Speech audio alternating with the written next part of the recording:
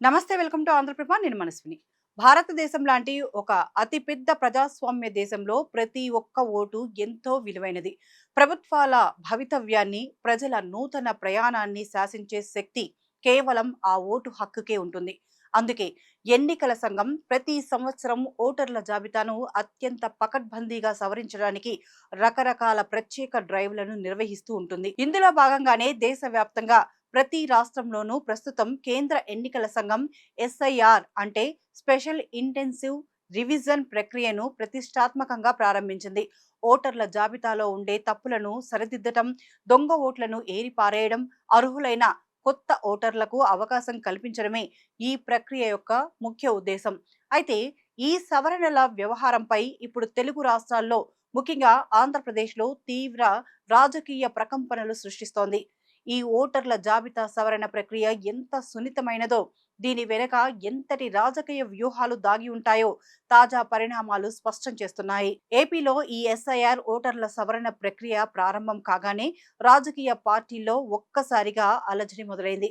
YSR Congress party దీనిపై అత్యంత అప్రమత్తంగా వ్యవహరించాలని తన శ్రేణులకు పిలుపునిచ్చింది. పార్టీ ముఖ్య నేత సజ్జల రామకృష్ణారెడ్డి వైఎస్ఆర్ సిపి నాయకులతో ప్రత్యేకంగా సమావేశమై ఈ ఓటర్ల జాబితా సవరణపై నిరంతరం డేగ కన్ను వేసి ఉంచాలని గట్టిగా ఆదేశించారు. ప్రతి నియోజకవర్గంలోనూ, ప్రతి పోలింగ్ బూత్ స్థాయిలోనూ పార్టీ తరపున బూత్ లెవెల్ ఏజెంట్లను యాక్టివ్ చేయాలని, ఓట్ల తొలగింపు మరియు కొత్త ఓట్ల నమోదు ప్రక్రియను నిశితంగా గమనించాలని సూచించారు.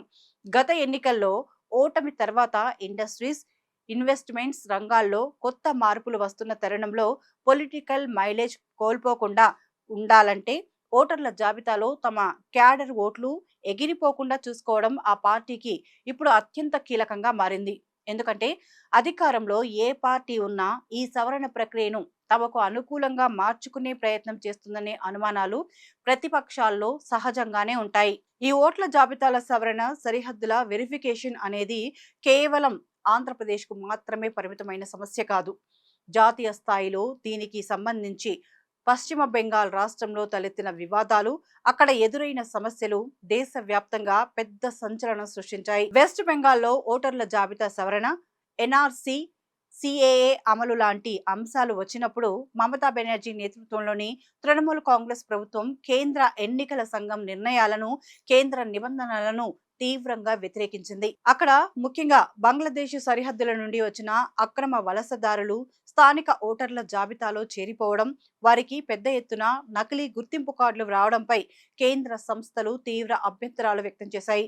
అయితే మమతా బెనర్జీ ప్రభుత్వం ఈ ప్రక్రియను సాగనివ్వకుండా కేంద్ర అధికారులకు, ఎన్నికల సంఘం సిబ్బందికి క్షేత్రస్థాయిలో అనేక ఇబ్బందులు సృష్టించింది. పశ్చిమ బెంగాల్ సరిహద్దు జిల్లాల్లో ఓటర్ల వెరిఫికేషన్ కోసం వెళ్లిన అధికారులపై దాడులు జరగడం, రాష్ట్ర ప్రభుత్వం పోలీసు యంత్రాంగాన్ని కేంద్ర అధికారుల తనిఖీలకు సహకరించకుండా అడ్డుకోవడం వంటివి జరిగాయి. కేంద్రం కావాలనే తమ ఓటు బ్యాంకును టార్గెట్ చేస్తోందని, మైనార్టీల ఓట్లను తొలగించడానికి ప్రయత్నిస్తోందని మమతా బెనర్జీ ఆరోపిస్తూ కేంద్ర బృందాలను తీవ్రంగా ఇబ్బంది పెట్టారు.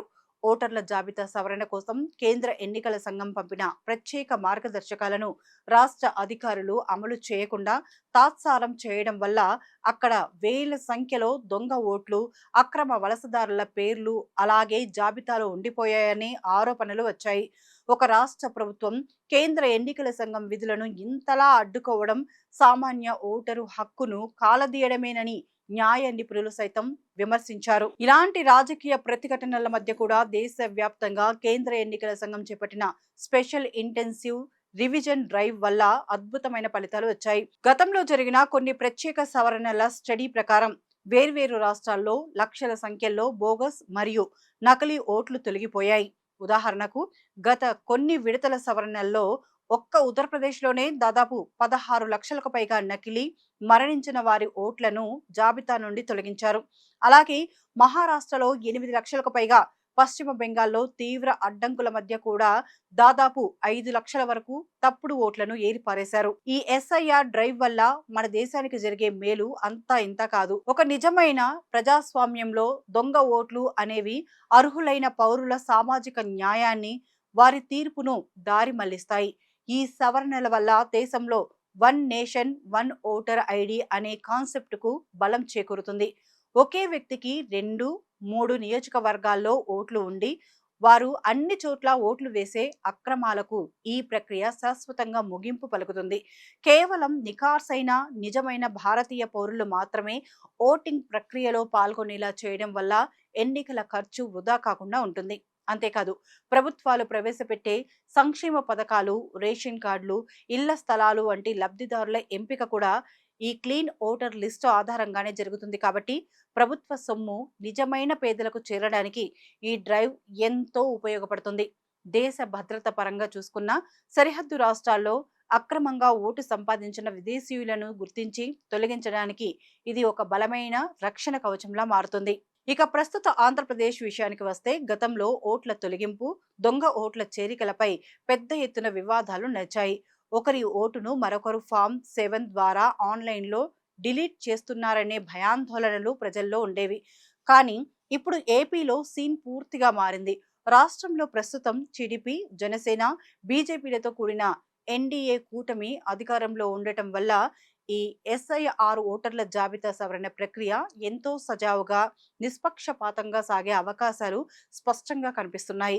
కేంద్రంలో ఉన్న బీజేపీ ప్రభుత్వం, రాష్ట్రంలో ఉన్న చంద్రబాబు ప్రభుత్వం ఒకే కూటమిగా డబుల్ ఇంజన్ సర్కార్ నడుస్తుండటంతో కేంద్ర ఎన్నికల సంఘం ఇచ్చే ఆదేశాలను క్షేత్రస్థాయిలో ఉన్న రాష్ట్ర అధికారులు ఎలాంటి పక్షపాతం లేకుండా పక్కాగా అమలు చేసే వీలుంటుంది. గతంలో లాగా అధికార దుర్వినియోగానికి పాల్పడి ప్రతిపక్షాల ఓట్లను కావాలని తొలగించడం లేదా ఒకే ఇంట్లో వందల ఓట్లను చేర్చడం వంటి అక్రమాలకు ఇప్పుడు తావుండదు.